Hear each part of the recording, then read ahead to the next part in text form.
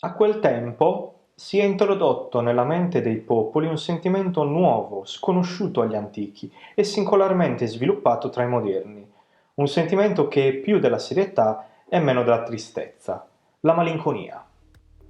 Ciao, io sono Amedeo, in questo canale parlo di letteratura e in questo episodio parlerò di Victor Hugo, del rapporto tra individuo e società, del grottesco e dell'erotismo. Che fatica che è stata Victor Hugo. Lo so, non ho fatto il numerino che faccio di solito, quello con il libro storto, ma mi sono accorto di non avere su carta libri di Victor Hugo, ma ce li ho solo in ebook, oppure leggo gli originali che si trovano dappertutto in francese direttamente. Ho letto il più possibile, ma non ho letto tutto perché, voglio dire, questi sono I Miserabili. Sapete, no, che gli ebook si possono scorrere come se fossero di rotoli di papiro e, insomma, voglio dire, fatemi sapere quando vi state annoiando. In questo episodio farò esempi tratti dai Miserabili e dall'uomo che ride. Inoltre questo video l'ho intitolato Il Karl Marx francese, spero che mi perdonerete, è solo un gioco, non ho intenzione di parlare di filosofia, però ecco, leggendolo non ho fatto a meno di notare questo grande sentimento di comunità che c'è in tutte le sue opere. A dire il vero non sarebbe neanche male paragonarlo ad Alessandro Manzoni. Comunque, ho aperto prendendo una citazione dalla prefazione a Cromwell, che è una tragedia storica di Victor Hugo. Cromwell, se non lo conoscete, è un personaggio storico relativamente poco noto, anche se ha fatto qualcosa di molto, molto importante, ha cioè decapitato il re d'Inghilterra, molto prima della rivoluzione francese, dando vita a una sorta di rivoluzione inglese. E Victor Hugo ha ovviamente scritto una tragedia su Cromwell. È un po' come quei film storici che hanno come titolo il nome del personaggio storico di riferimento.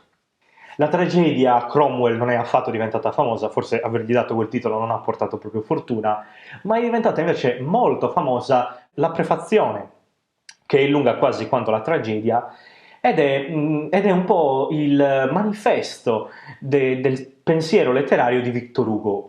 Per prima cosa, Victor Hugo fa una netta distinzione fra letteratura classica e moderna. Il tratto essenziale della letteratura moderna rispetto a quella classica è il cambio di rapporto che c'è tra l'individuo e la sua comunità, che si esprime appunto, l'abbiamo visto, nel sentimento della malinconia. Cerchiamo di approfondirlo meglio. Nello scorso episodio, quello dedicato a Philip Pullman, ho chiuso con un concetto forse un po' astruso, che è quello della Repubblica dei Cieli.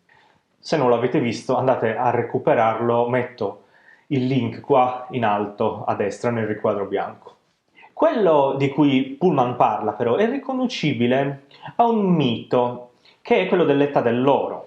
Nella prefazione della tragedia Cromwell, Victor Hugo narra di nuovo questo mito e lo mette in contrasto con l'epoca in cui vive, l'epoca moderna, cioè il 1800. Ai tempi primitivi la terra è ancora praticamente deserta, ci sono famiglie e nessun popolo, padri e non re. Ogni popolo esiste comodamente, nessuna proprietà, nessuna legge, nessuna frizione, nessuna guerra. Tutto appartiene a ciascuno e a tutti. La società è una comunità. Niente disturba l'essere umano. Conduce quella vita pastorale e nomade con cui iniziano tutte le civiltà e che è così propizia a contemplazioni solitarie e a fantasticherie capricciose. Quello che descrive Victor Hugo in queste righe è appunto il mito dell'età dell'oro. Di che cosa si tratta? L'età dell'oro è un mito, appunto, non va preso esattamente alla lettera. È una sorta di ipotesi di come poteva essere l'umanità delle origini. E cioè non c'erano guerre, non esisteva il commercio, non esisteva Facebook. E quindi le persone vivevano in armonia tra loro e con il mondo, con la natura. L'età dell'oro comunque finisce. Che cosa è successo? Continuiamo un attimo a leggere. Nella società antica l'individuo era inconsapevole che le calamità generali dello Stato influenzavano la sua vita, Ma quando nacque la società cristiana, il vecchio continente venne capovolto. L'uomo ha cominciato a compatire l'umanità. Il tratto che caratterizza quindi l'età moderna rispetto all'età dell'oro è la scissione tra individuo e comunità. E Victor Hugo mostra questa scissione all'interno dei suoi romanzi. L'individuo che possiamo identificare con il protagonista si trova all'interno della comunità e da questa comunità viene definito. Dobbiamo leggere un brano dei Miserabili per capire meglio di cosa si sta parlando. C'era allora a Digne un bell'albergo dall'insegna della Croix de Colbas. Un uomo si diresse verso quest'albergo, che era il migliore del paese, ed entrò nella cucina al pian terreno. Udendo la porta aprirsi ed entrare un nuovo viaggiatore, l'oste, senza neppure alzare gli occhi dai fornelli, domandò: «Che cosa desidera il signore?»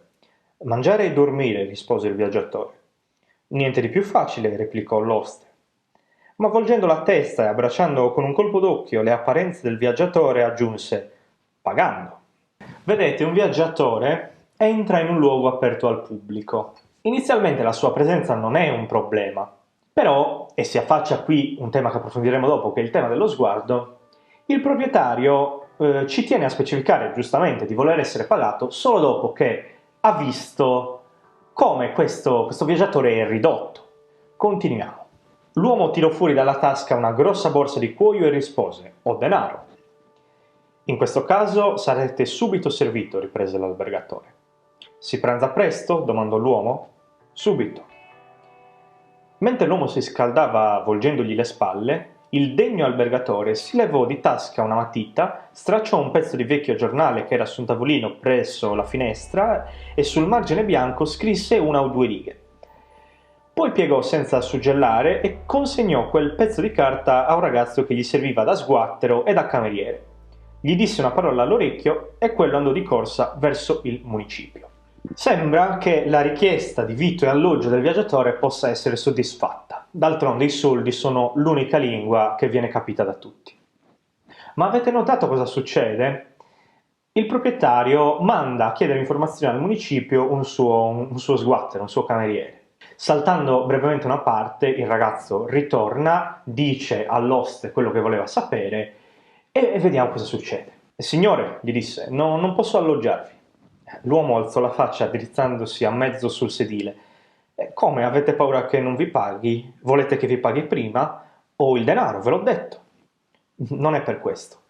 Non sprechiamo parole. Volete che vi dica come vi chiamate?» «Jean Valjean». «Volete che vi dica anche chi siete?» Vedendovi entrare mi sono insospettito e allora ho mandato a chiedere informazioni al municipio, ed ecco cosa mi hanno risposto. L'uomo abbassò la testa, raccattò il sacco che aveva deposto in terra e se ne andò. Vedete, quello che succede è il riconoscimento di questa persona per mezzo del suo nome. Il viaggiatore si chiama Jean Valjean e questo nome è come un peso. Jean Valjean infatti è un ex prigioniero e le persone, tra cui ovviamente il proprietario dell'albergo, non vogliono avere niente a che fare con lui. Il suo nome potremmo dire che è come una macchia incancellabile del suo passato, una macchia che non si può togliere e che tutti gli altri vedono. Ma chi è Jean Valjean? Ci viene data un'introspezione di questo personaggio, quindi uno sguardo che per la prima volta è interno e non esterno. E solo un narratore onnisciente ci può consegnare questa visuale. Jean Valjean era ignorante, ma non era un idiota, e alla luce naturale del suo intelletto si era aggiunta quella che proviene dalla sventura. Sotto il bastone, alla catena, nella cella di rigore, tra le fatiche, sotto l'ardente sole della prigione e sul tavolaccio che gli serviva da letto, aveva interrogato la propria coscienza e aveva meditato. Si costituì giudice, cominciò a esaminarsi. Riconobbe di non essere un innocente condannato ingiustamente. Però si chiese se la società umana potesse avere il diritto di fare ugualmente subire ai suoi membri prima la sua imprevidenza irragionevole, poi la sua previdenza spietata, e di tenere stretto per sempre un disgraziato tra un difetto e un eccesso, un difetto di lavoro e un eccesso di castigo. Posti e risolti questi problemi, giudicò la società e la condannò al suo odio. Ecco delineato il conflitto tra individuo e comunità. la comunità definisce l'individuo ed è un giudizio tutto a svantaggio dell'individuo stesso. Come vedete è tutto il contrario dell'età dell'oro. L'essere umano non è in armonia nemmeno in mezzo a chi gli è simile. Ma c'è un modo per risolvere questo conflitto? Esiste cioè un modo per cancellare questa macchia della colpa? Beh, vedremo che Victor Hugo è un po' ambiguo in questo senso. Ambiguo nel senso che oscilla tra una sorta di pessimismo e ottimismo. Un ottimismo all'antica, diciamo, molto simile a quello di Alessandro Manzoni, del tutto dettato dalla sua fede cristiana, quindi improntata alla provvidenza, ma spesso è anche preso da un pessimismo fortemente romantico, a volte anche insopportabilmente esagerato. Tornando a parlare del tema della colpa, esso è un po' come una macchia in termini psicologici, ma c'è anche un altro modo in cui si mostra lo stigma sociale, ed è la bruttezza fisica che si esprime attraverso la raffigurazione del grottesco. Riprendiamo in mano la nostra filata prefazione a Cromwell, di cui vi lascio un link all'originale francese in descrizione.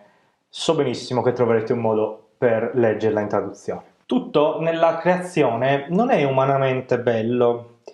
Il brutto esiste accanto al bello, il deforme vicino al grazioso, il grottesco dall'altra parte del sublime, il male con il bene, l'ombra con la luce. Ecco, il grottesco è il secondo tratto fondamentale della letteratura moderna, secondo Victor Hugo. Sto facendo di tutto per non dire romanticismo perché non mi voglio addentrare nel tema, ma si parla di quello, è il romanticismo, almeno nella sua declinazione francese. Quindi, due tratti fondamentali, contrasto tra individuo e comunità, e poi il grottesco. Il grottesco sarebbe una forma di bruttezza talmente estrema da essere affascinante. Ma il grottesco è tale solo sotto lo sguardo della comunità, esattamente come la colpa. Vi faccio vedere che è così. Prendiamo il libro terzo dell'uomo che ride. Racconta la storia di un ragazzino, che si scoprirà chiamarsi Gwynplaine, che si ritrova sperduto in una tempesta di neve. La tempesta non era meno intensa a terra che in mare. Il ragazzino aveva continuato ad avanzare nella nebbia. In mezzo alla tempesta trova una neonata che sta per morire assiderata, la salva portandola con sé e poi i due arrivano a una casa in mezzo alla tempesta. Il ragazzo, giunto sulla soglia, vide vicino alla stufa un uomo lungo, glabro, magro e vecchio, che era in piedi e la cui testa calva toccava il tetto. Quest'uomo non avrebbe potuto alzarsi in piedi. La capanna era perfetta. «Avanti», disse l'uomo, che si chiamava Ursus.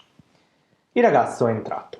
Quindi l'uomo offre ospitalità al ragazzino e gli fa delle domande. L'episodio sembra del tutto simile a quello che abbiamo letto poco fa di Jean Valjean che cerca riparo nell'albergo. «Sono stato abbandonato stasera sulla riva. Come ti chiami? Sei un tale cattivo soggetto che finisce per essere abbandonato dai suoi genitori».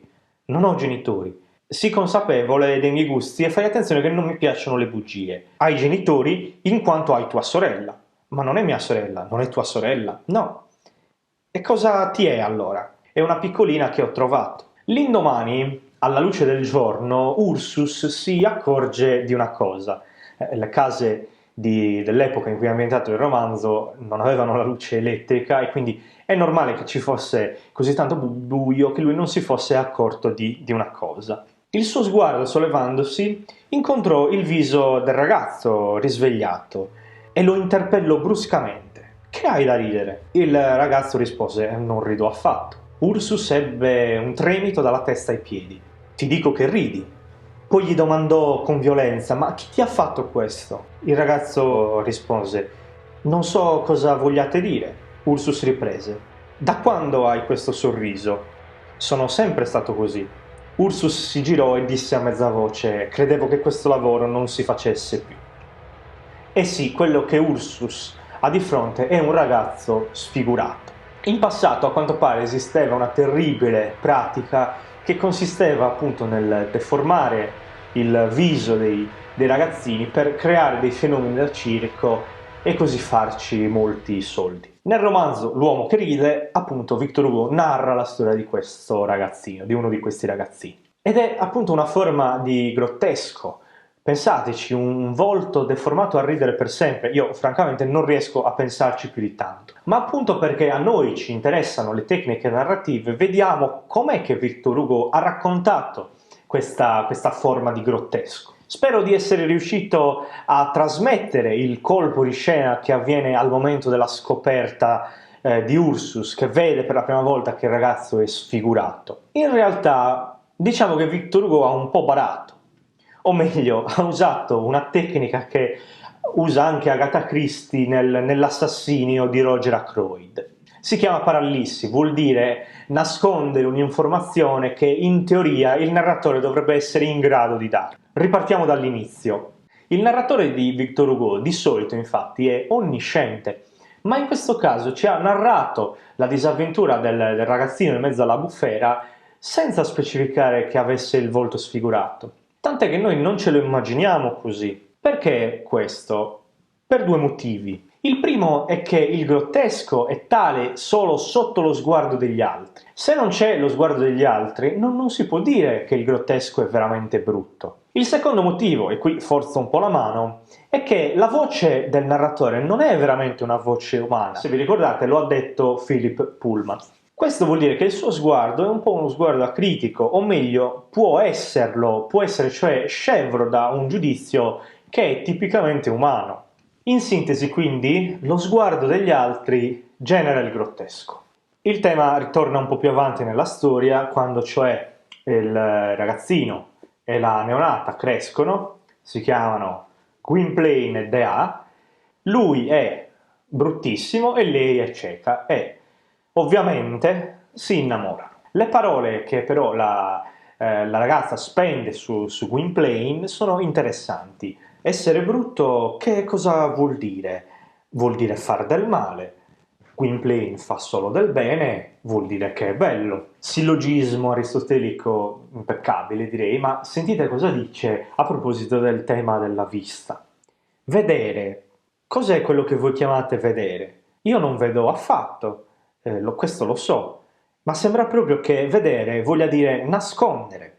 E cosa vuol dire? Domandò Gwynplaine, e Dea rispose: vedere è qualcosa che nasconde la verità. Vedere nasconde la verità. Ma esiste un modo per vedere quello che effettivamente c'è di vero?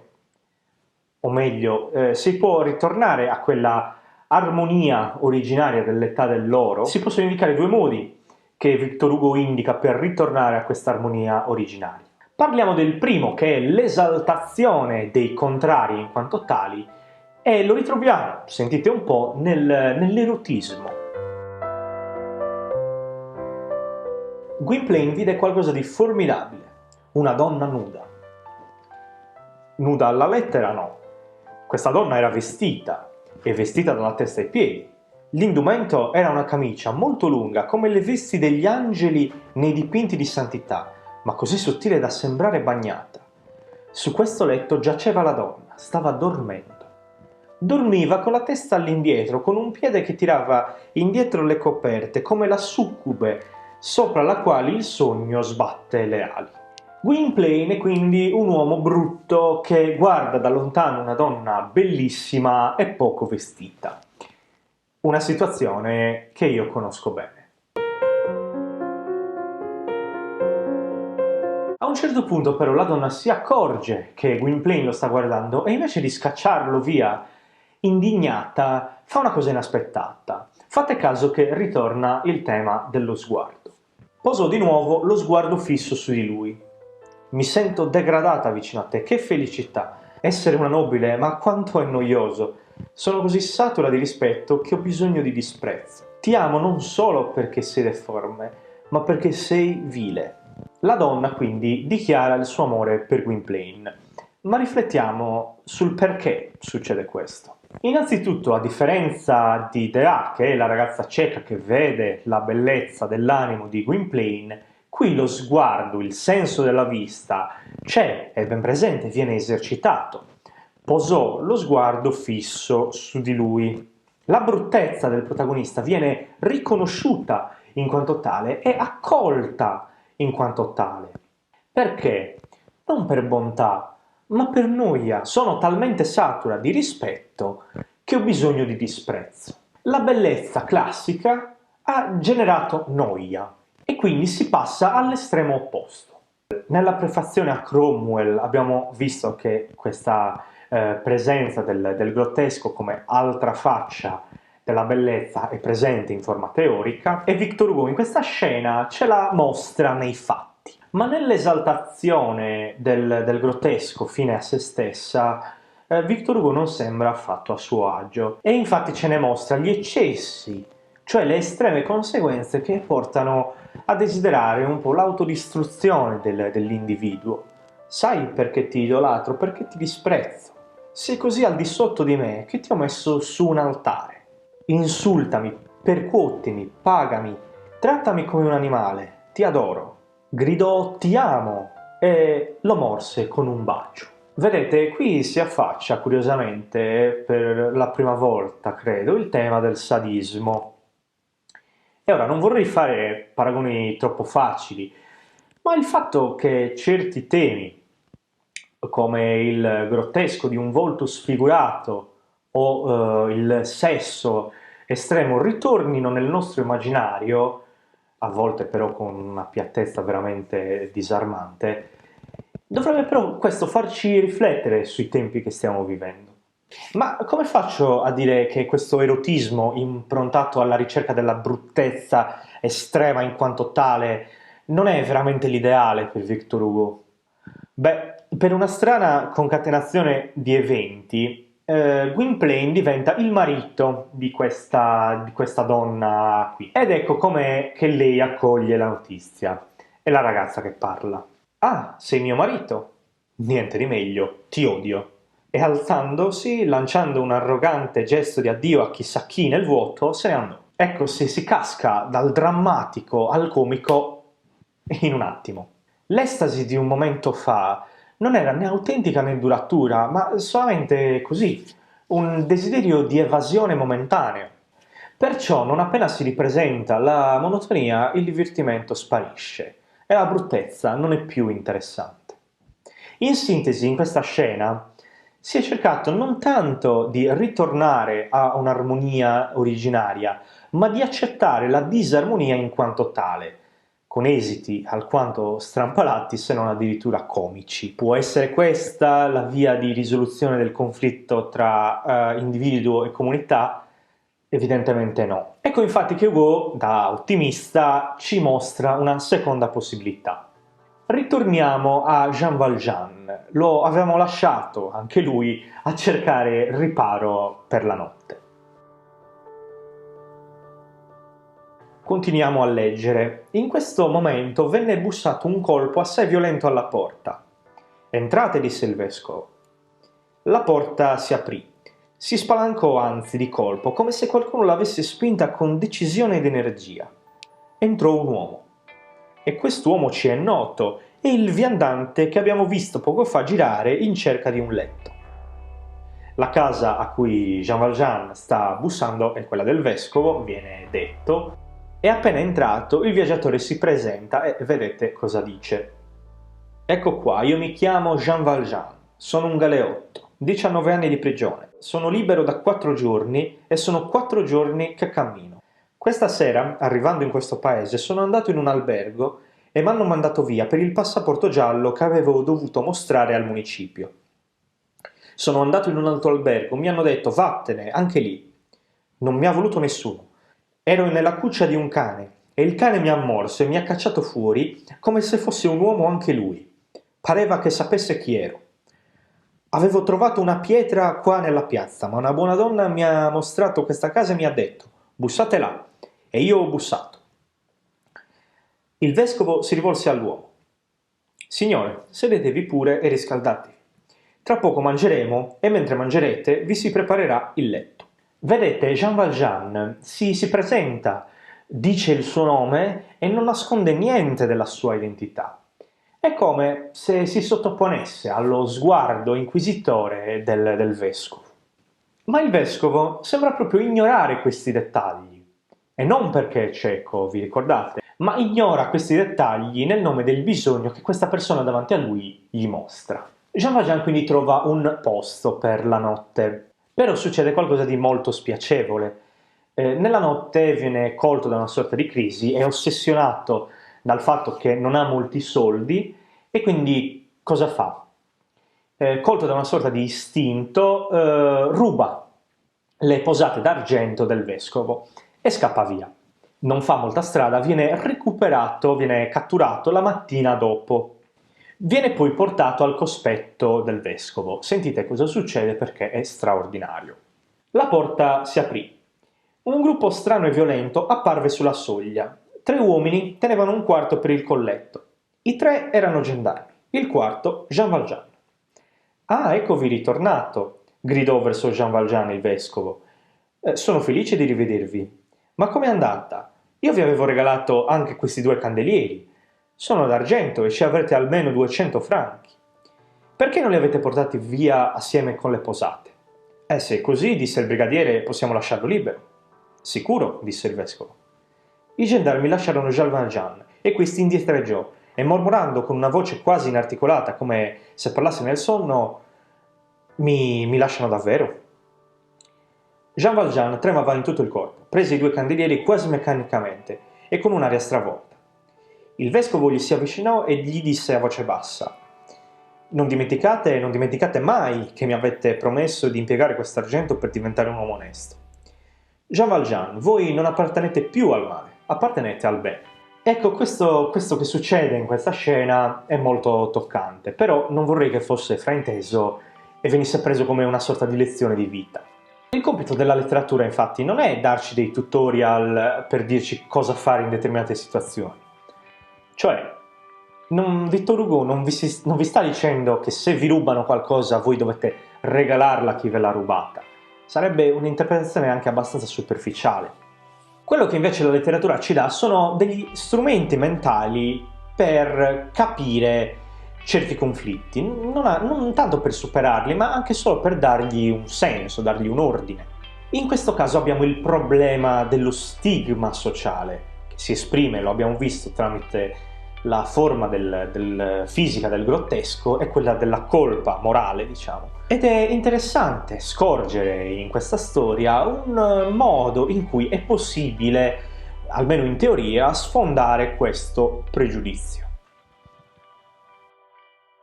Bene, io credo di aver detto tutto. Se stai ancora guardando, evidentemente hai trovato questo video interessante, e allora, se non te ne vuoi perdere altri, ti invito a iscriverti al canale passando il mouse sopra questa cosa rotante che dovrebbe essere comparsa in basso a sinistra, oppure se vuoi continuare a guardare, alla tua destra dovrebbero essere comparsi altri 2 video. Io ti saluto e a presto!